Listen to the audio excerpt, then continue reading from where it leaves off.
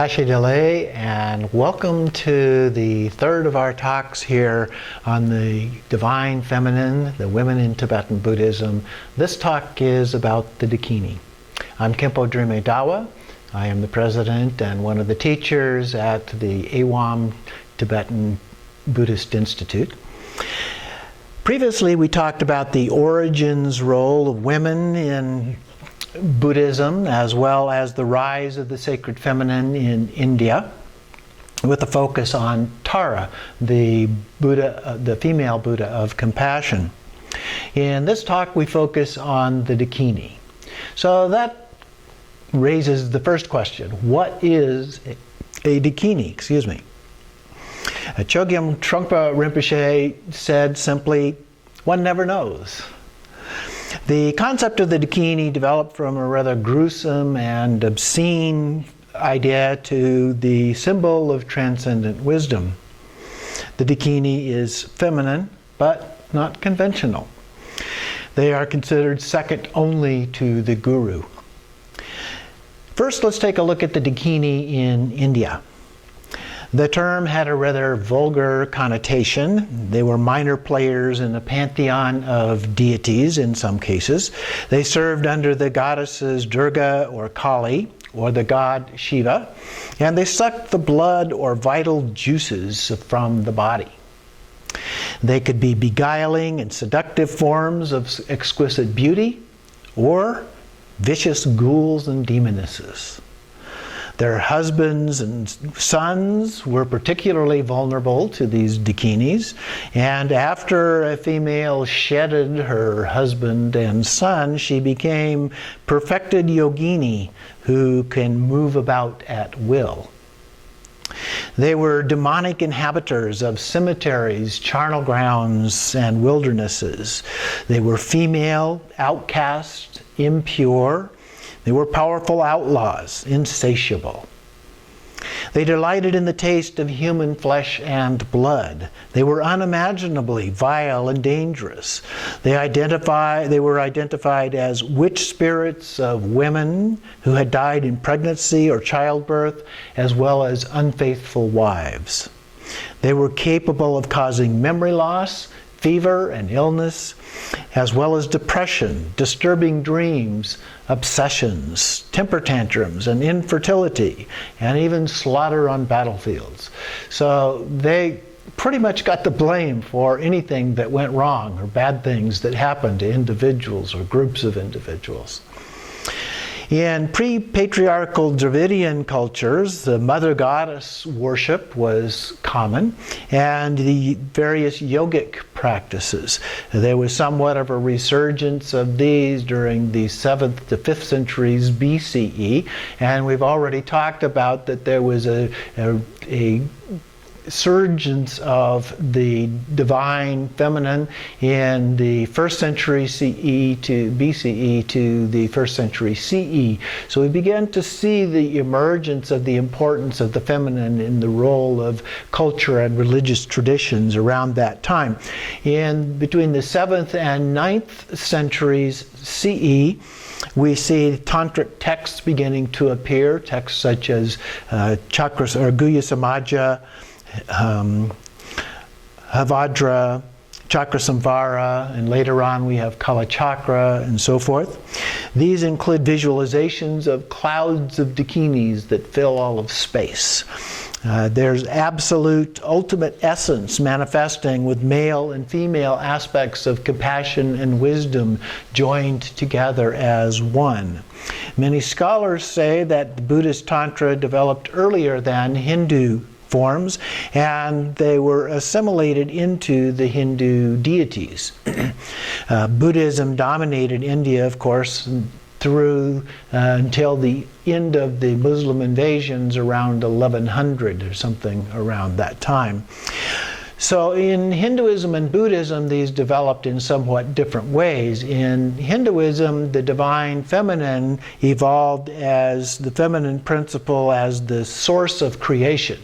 In Buddhism, it developed as emptiness or the nature of mind. Early Mahayana Dakinis were still considered barbarians and with cannibalistic tendencies. As a part of that, they practiced eating meat and drinking wine as a part of these tantras. But this was followed by an elevation of female deities into goddesses, and Dakinis stepped into the foreground in diverse ways. For example, they became wrathful protectors of the Dharma. Then they became enlightened female Buddhas or gurus or symbols of wisdom and emptiness. They could be female deities, enlightened spirits, or women that were associated with insight and wisdom. We also have the land of the Dakinis, Uddiyana or Orgyen. Some say Origin with a soft G there. Now, northern Pakistan and Swat Valley is that area that is generally considered to be what was identified as this land of the Dakinis, historically speaking. According to legend, this land was ruled by King Indrabhuti, and he requested teachings from the Buddha that would not require giving up the throne or giving up the kingdom, the wealth, or his family. In other words, he did not want to become a monk. So Buddha gave the secret inner tantric empowerments to him, and then everyone in the land, even insects, began to practice the Dharma and vanished into rainbow bodies, leaving the land desolate and uninhabited. It was then transformed into a lake by compassionate Nagas, these are water spirits, who also practiced. Sons and daughters became Dakas and Dakinis. Uddiyana became renowned as the land of the Dakinis. And it's also known as the birthplace of Padmasambhava, the second Buddha, who was exiled from the palace and studied with the Dakinis, but then that's another story. In his 7-line prayer, one of the lines refers to being surrounded by hosts of Dakinis. However, Uddiyana is found in the advanced practices only in your mind. It is a pure mandala of inner channels and winds, the vital energies of completion stage practices. It is also known as the blissful realm of the Dakinis. There is ambiguity regarding how to conceptualize her meaning. There are conflicted meanings. In one example, she's personified as unpredictable. She's sometimes considered to be semi-wrathful, dancing. She appears in dreams and visions and also in everyday life. She may be playful and nurturing or sharp and wrathful. The meaning of the Dakini in a literal is someone who flies in the sky, oftentimes simplified as a sky goer or sky dancer. She soars in the expanse of ultimate reality, savoring the joy of freedom from illusion. The Dakini awakens our understanding of emptiness as direct experience. The masculine counterparts of the Dakini are called Dakas. They are fully realized as Harukas. The monastic tradition focuses on scholarship and ritual. In those cases, women generally play a supporting role. However, in the yogic and tantric traditions, which focuses on direct experience, the Dakini is a helper or even leader role. Let's also talk about the blessing of the Dakini. We hear often about that in various texts. She is said to make gifts of various forms. In one form, the gift is the gift of her radiant body, an empty body. So the meanings can be difficult to discover, especially for the uninitiated. So the gift of her body for a yogini empowers her to view her body and life as the same nature as the Dakinis and helps select suitable consorts. For a yogi, her gift of her body is a form of doing the practice of sexual yoga. Another gift is a gift of hair, which is considered to be a relic blessing. Another is the gift of breath, the Dakini's warm breath, which is a whispered lineage. So she whispers in a way that provides meaning, if we can discern that meaning, for our practice and for our enlightenment. But they are said to use symbolic language. And so this involves subtle and personal meanings that are difficult to understand. They are rooted in this unexpressible experience of the wisdom of the practices. The paradox of ultimate reality can be expressed in no other way.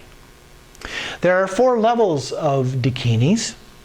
At the outer level, we have the human female form.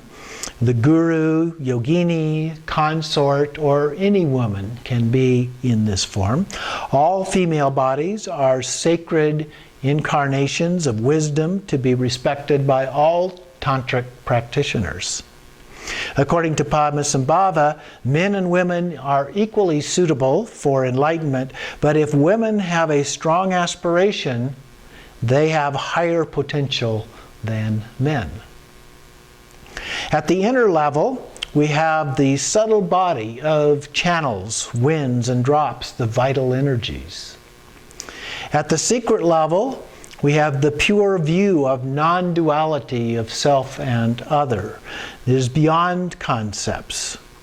The sacred outlook, the mandala of the Buddha, is considered the secret aspect with no attachment or aversion. The most secret is transcendent wisdom itself, the nature of mind. So the feminine principle here is transcendent wisdom. It is beyond conventional social or psychological meanings of gender.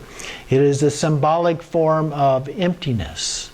It is a display of her naked body, which represents nakedness of awareness itself, stripped of concepts and emotions.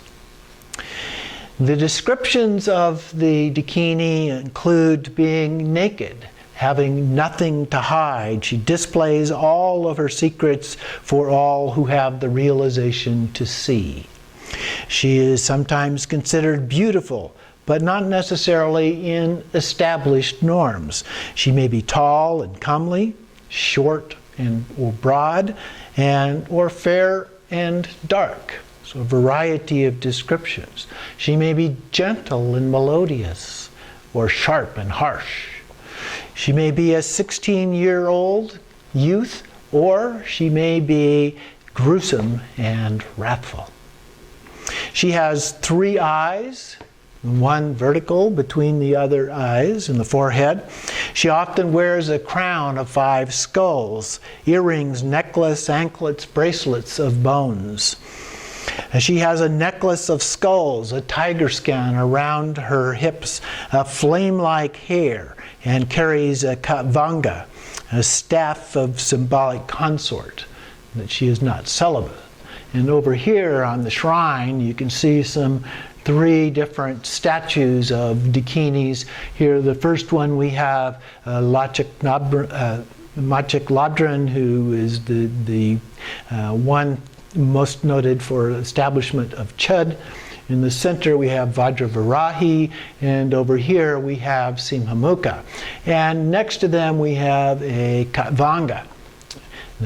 They carry, and these 2 both have a Katvanga. Machik Ladran in this case does not. So those are examples that I'm referring to here. Generally they are posed in one of 2 poses. All of these are in the dancing pose, with a slightly bent left leg and the right leg held up, with the heel pointed to the secret center. The right hand has a raised curved knife, representing cutting through delusion. The left hand holds a skull cup of blood at the heart, the nectar of deathlessness, and the katvanga resting on the left shoulder. She dances in a ring of flames, the fire of primordial wisdom.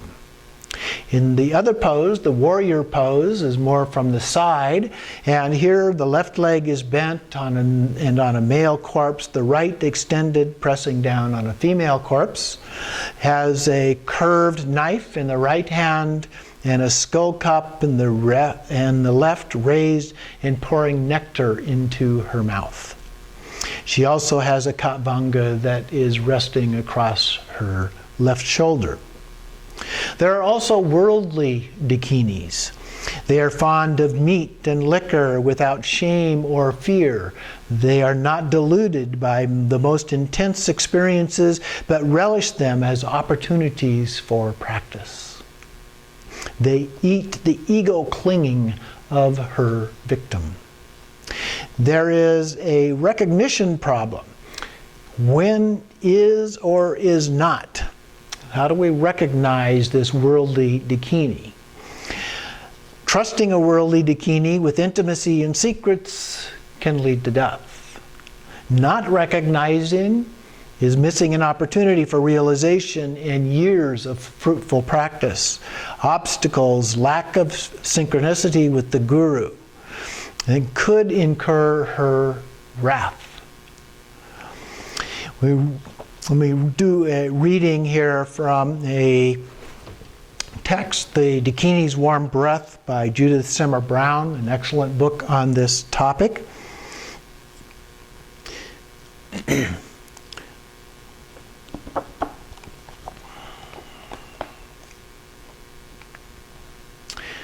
And this is from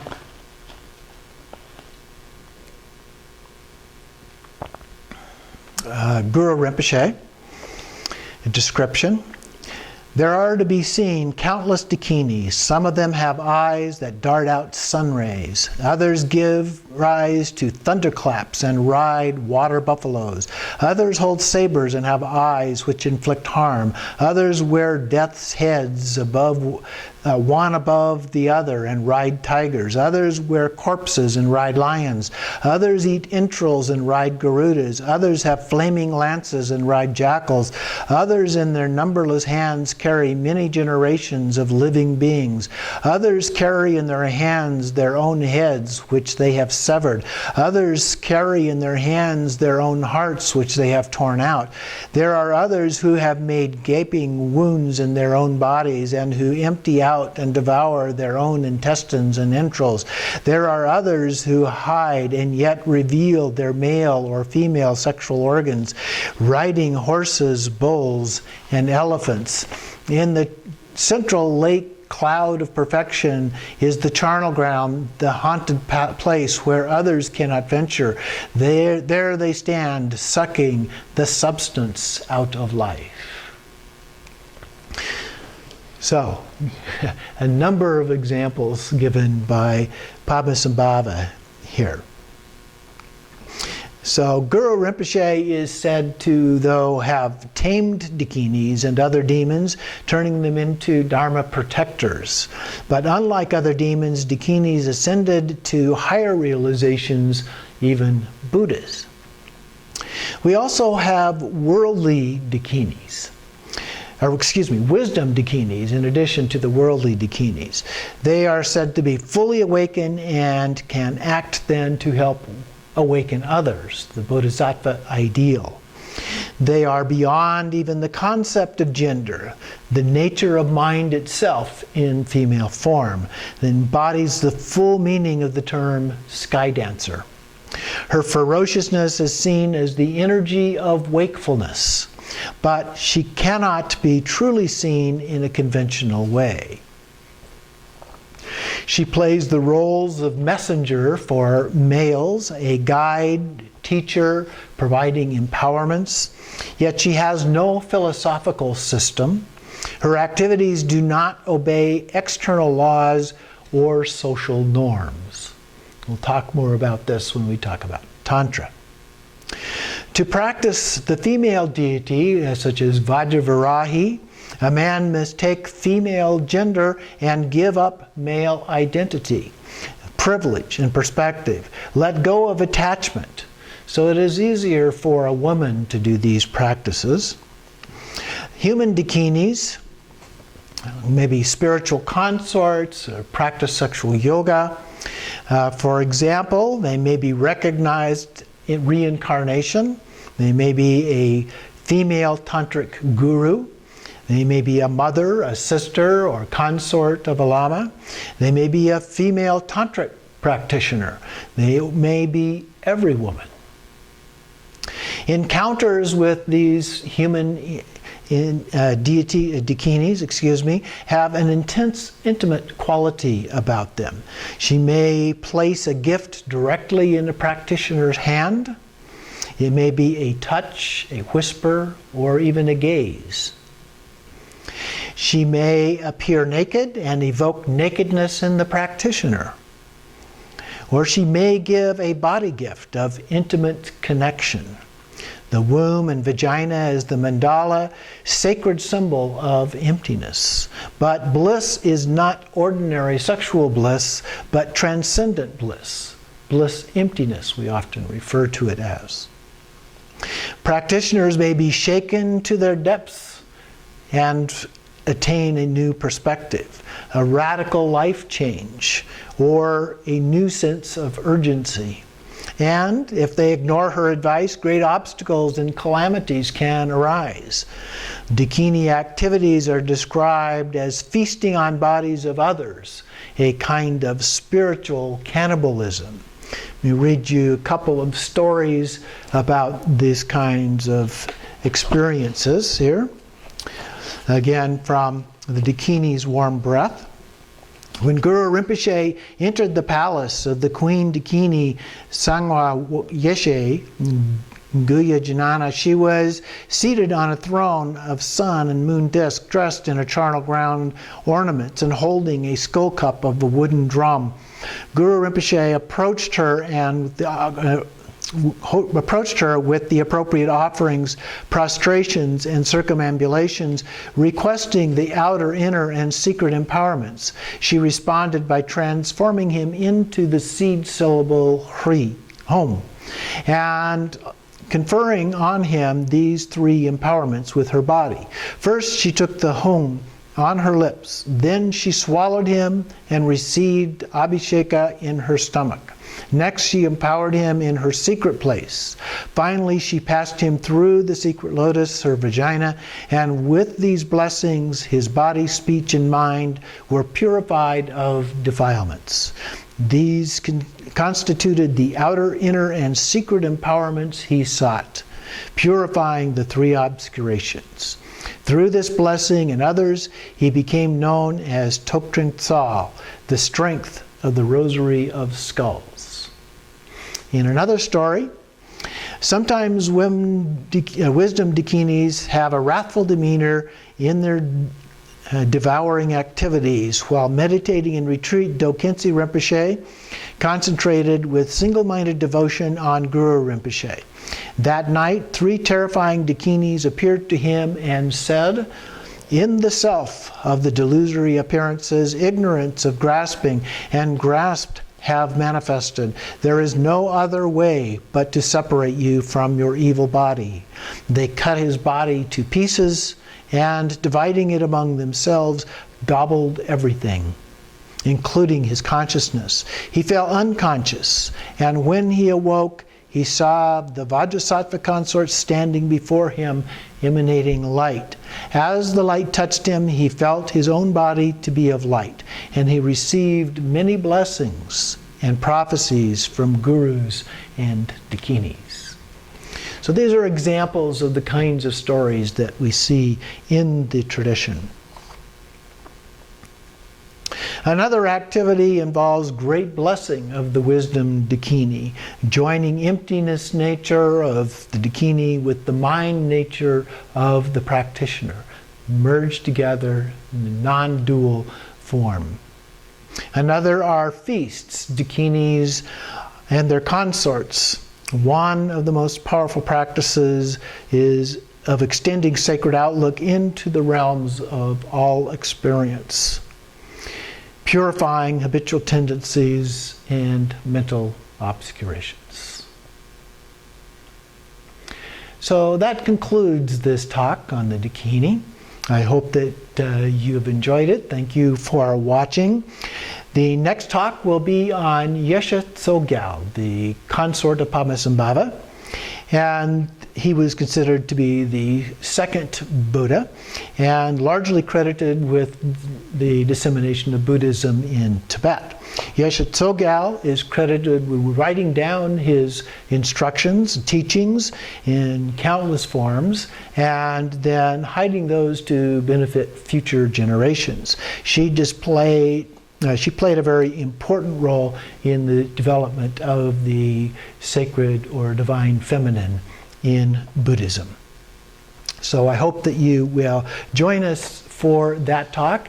Until then, abide softly and deeply in pure non-conceptual awareness and without attachment or aversion, with loving kindness and compassion for all, always and always. Tashi Dele.